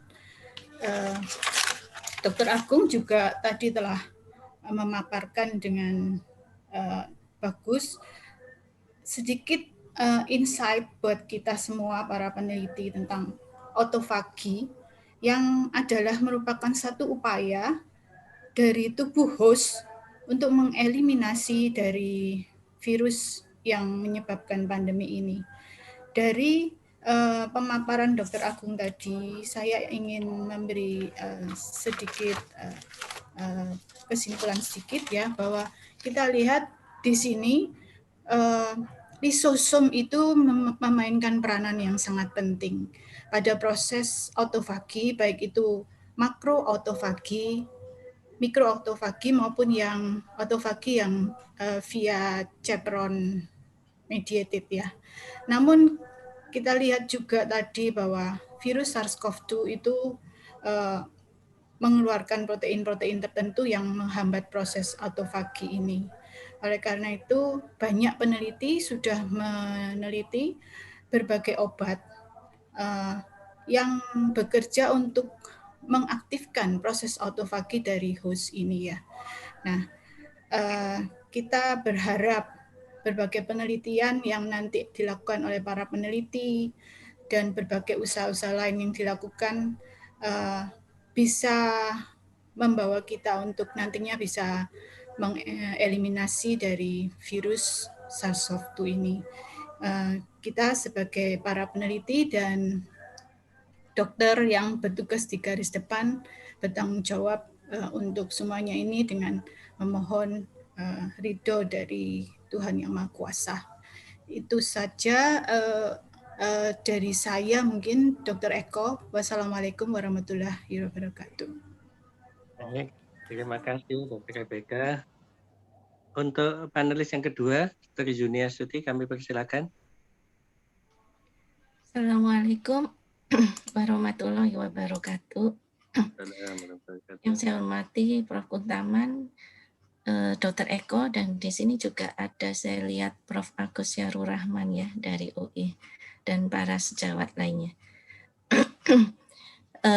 Di sini saya terima kasih sekali untuk webinar kali ini. Ada informasi tentang NGS dan bioinformatik, dan ini juga berkelanjutan ya, selaras dengan informasi atau materi presenter pertama. Ya, mungkin saya lihat di kolom pertanyaan belum ada yang tanya ya, Dr. Ludang. Memang di sini kita sudah merasakan manfaatnya banyak ya. Cuma di Indonesia masih sedikit ya yang paham tentang dan melakukan NGS ini. Ya, mungkin hanya di Indonesia mungkin ada minimal 6 ya, Dr. Ludang, NGS atau mungkin lebih. Kalau tersebar alatnya mungkin tidak jauh dari angka itu, Dok. Hanya saja mungkin kami mengajak teman-teman semua untuk mungkin sudah saatnya lah kita belajar bersama. Walaupun mesinnya ada, tetapi problem di negara kita kan lebih pada analisis bioinformatikanya. Karena step-stepnya sangat panjang dan juga butuh ketelitian. Namun itu bukan hal yang tidak bisa kita lakukan karena semua bisa kita pelajari, bahkan dengan otodidak pun di beberapa website juga ada tutorialnya, sehingga sekarang ini betul-betul informasi itu tidak ada sekatnya, tidak harus ke Amerika, tidak harus ke Eropa, kita bisa belajar bersama. Mungkin itu Dr. Dunia Stuti. Iya, jadi bioinformatik sebetulnya akan memanfaatkan teknik koda dari komputer dan juga database yang bisa dimanfaatkan. Jadi kalau database-nya kurang lengkap juga kegunaannya tidak begitu banyak. Dalam hal untuk pemanfaatan bioinformatika dalam bidang kesehatan, tentunya kita berharap database dari gen-gen itu yang ada itu juga berkorelasi, yang ada korelasinya dengan penyakit ya, penyakit pada manusia. Sebetulnya hasil NGS dalam hal ini untuk whole genome sequence itu kan kita dapat bisa banyak ya, bisa jutaan nukleotida, tetapi sebetulnya mungkin hanya 1% yang bisa kita manfaatkan terkait untuk kepentingan klinik. Sehingga memang database sebanyak-banyaknya, terutama yang terkait dengan klinik itu sangat kita perlukan untuk bisa kita gunakan.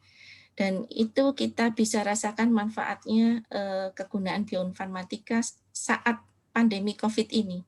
Begitu sangat pesat, begitu cepat kita bisa dapatkan karakterisasi whole genome dari SARS-CoV-2, termasuk hasil analisis epitopnya, interaksi dengan antibodi, dan seterusnya. Dan juga kelebihan dari bioinformatika, salah satunya dengan NGS, itu kelebihannya mendeteksi mutasi ya, Dr. Ludang. Kelebihannya dibandingkan yang metode Sanger. Dan tanpa menggunakan primer, Dok. Jadi ini yang menarik. Artinya tidak hanya mutasi, tetapi mungkin gen-gen yang lain, misalnya resistom, kemudian virolom, itu juga tidak perlu kita mendesain lagi satu persatu, tetapi bergantung memang, kelemahannya bergantung pada referensi database. Selama referensi database ini terbatas, ya mungkin tidak begitu banyak. Tetapi saat ini kan modelnya cloud ya, Dok. Jadi semua bisa mengupload, semua bisa mengakses dengan mudah, semua sudah mulai terbuka dan berbagi, seperti itu, Dok. Iya. Dan mutasi ini berikutnya kalau mau diteruskan, perlu diteliti apakah yang driver mutation atau passenger mutation begitu ya, dan actionable atau tidak, maksudnya terekspresi atau tidak begitu. Saya kira itu yang bisa saya sampaikan terkait ini. Saya rasa sudah lengkap dari Dr. Ludang. Jadi kegunaan bioinformatika dan bidang kesehatan sejak karakterisasi agen, kemudian menemukan patogenesisnya, kemudian mengusulkan obat, vaksin, sampai tindakan lainnya. Dan juga hostnya tentu saja. Jadi imun informatika. Terima kasih, Dr. Eko. Wassalamualaikum warahmatullahi wabarakatuh. Waalaikumsalam warahmatullahi wabarakatuh. Maaf pada semua peserta, ini memang waktunya benar-benar terbatas ini. Untuk itu saya persilakan langsung aja kepada pembicara dalam ini, karena pertanyaan mayoritas ke Dr. Agung, kami persilakan Dr. Agung untuk menjawab pertanyaan-pertanyaan yang masuk. Silakan.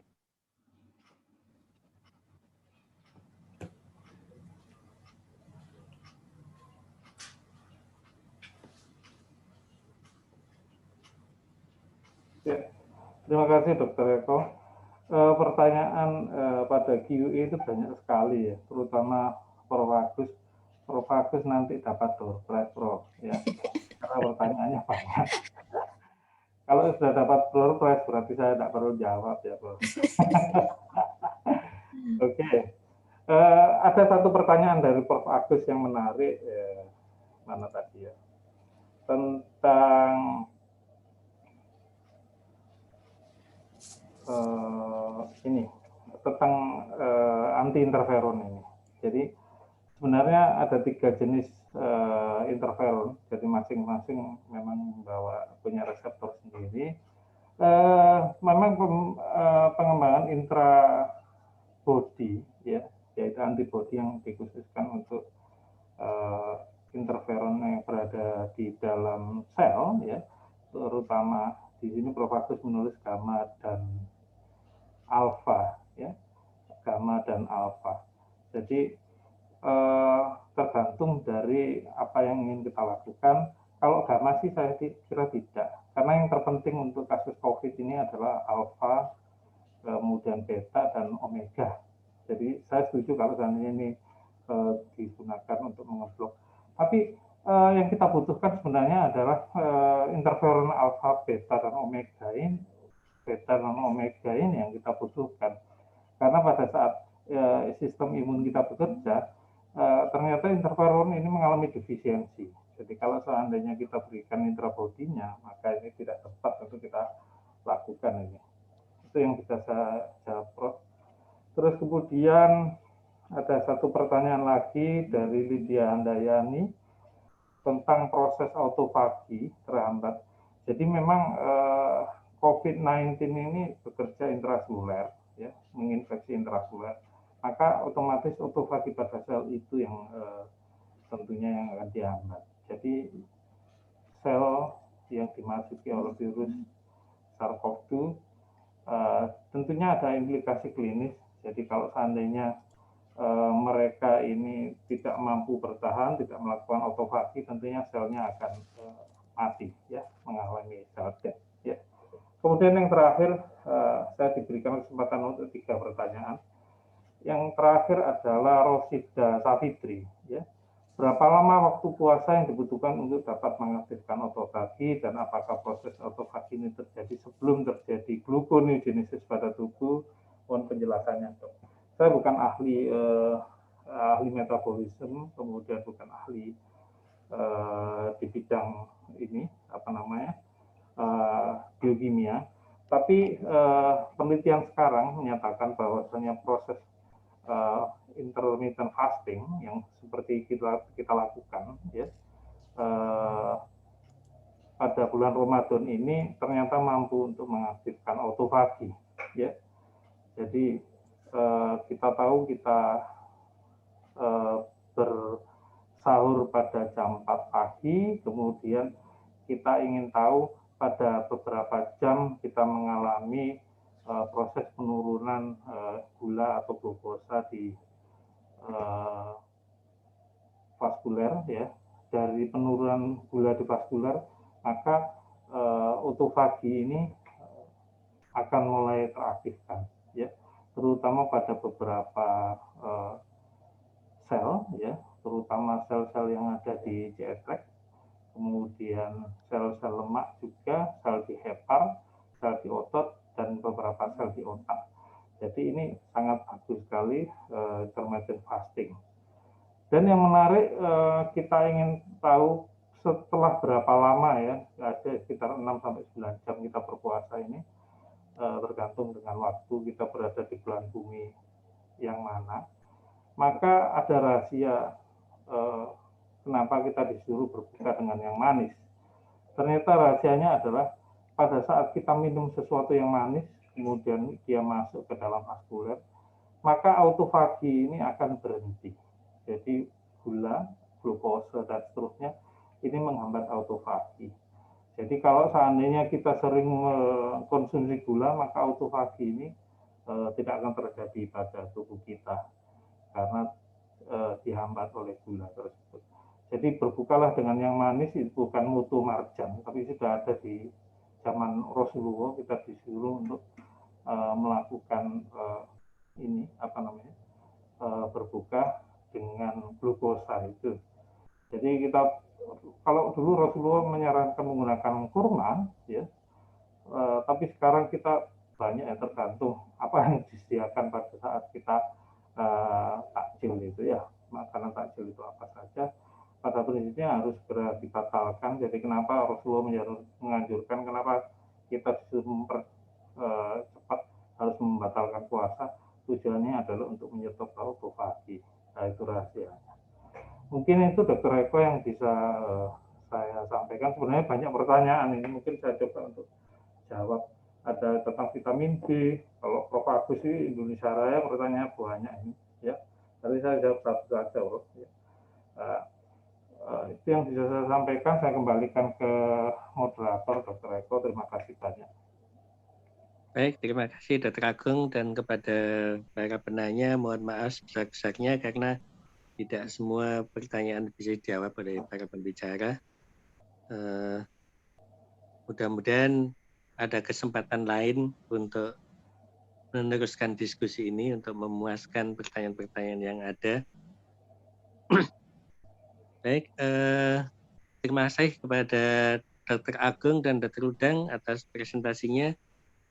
Sungguh sangat menarik bagi saya. Mudah-mudahan ini bermanfaat bagi kita semuanya dan menjadi catatan ibadah kita di bulan suci ini. Terima kasih sekali lagi, dan saya kembalikan kepada host, Dr. Alicia.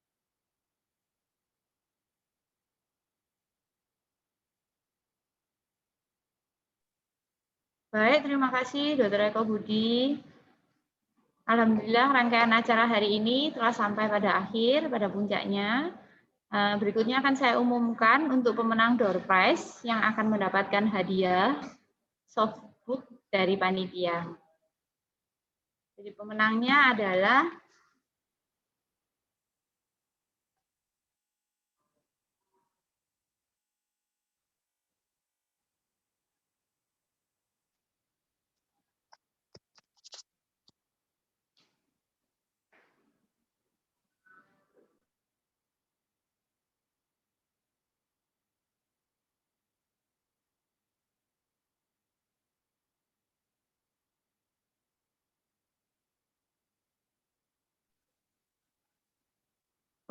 adalah Profesor Agus Syarhur Rahman, kemudian Lydia Handayani, dan Roshida Safitri. Jadi selamat kami ucapkan kepada para pemenang door prize. Nanti dari pihak panitia akan mengirimkan soft copy pada email masing-masing. Baik, saya ucapkan terima kasih kepada para pemateri, panelis, moderator yang bertugas, serta seluruh peserta yang sudah meluangkan waktu dalam webinar sore ini. Saya selaku host hari ini mewakili dari seluruh panitia yang bertugas mengucapkan banyak terima kasih dan mohon maaf apabila ada kekurangan dalam acara hari ini. Wassalamualaikum warahmatullahi wabarakatuh. Sampai jumpa di acara selanjutnya. Baik, terima kasih. Terima kasih, Matur nuwun, Dokter. Terima kasih teman-teman PAMKI Surabaya. Terima kasih Dr. Udang. Mohon izin untuk panelis, moderator, pembicara, bisakah kita melakukan sesi foto bersama?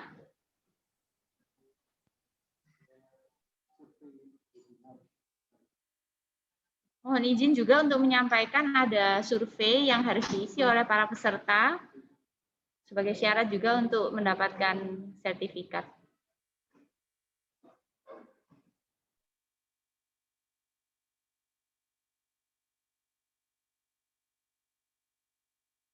Baik, mungkin izin saya beri aba-aba untuk foto bersama, nggih. Mungkin silakan bagi para dokter untuk membuka kameranya, nggih. Silakan agar untuk foto bersama.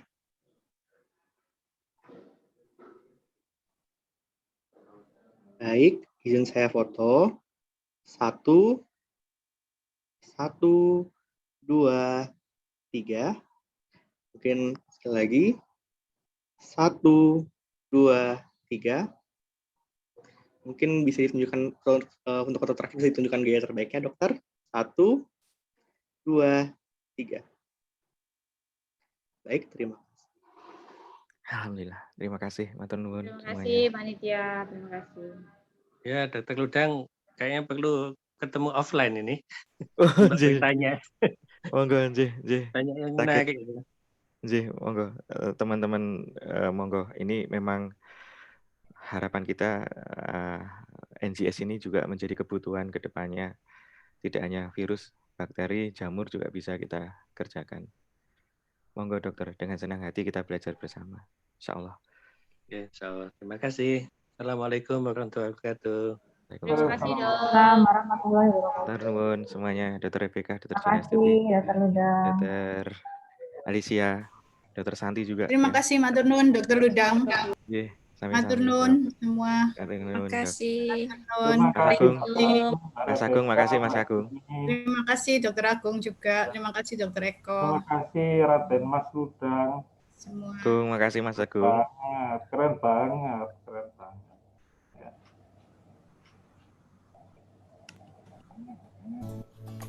Izin pamit ya.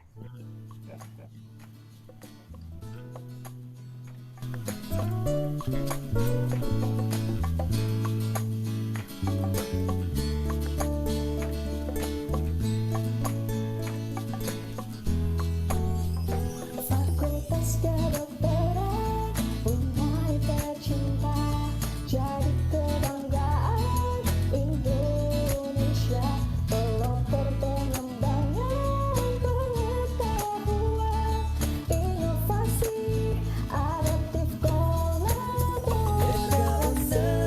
Kita mencintai Unair, hati kan empati, pusat pendidikan terkemuka, world class medicine faculty.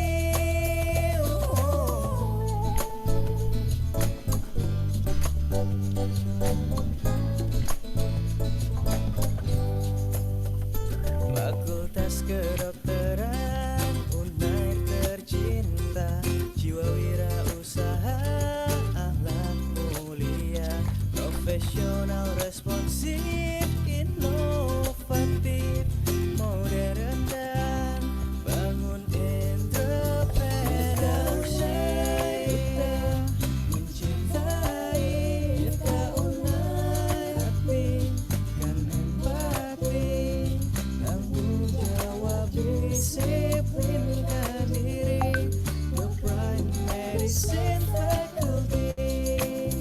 Kita Unair, kita mencintai Unair, hati kan empati, tanggung jawab, disiplinkan diri, the prime medicine faculty, the prime medicine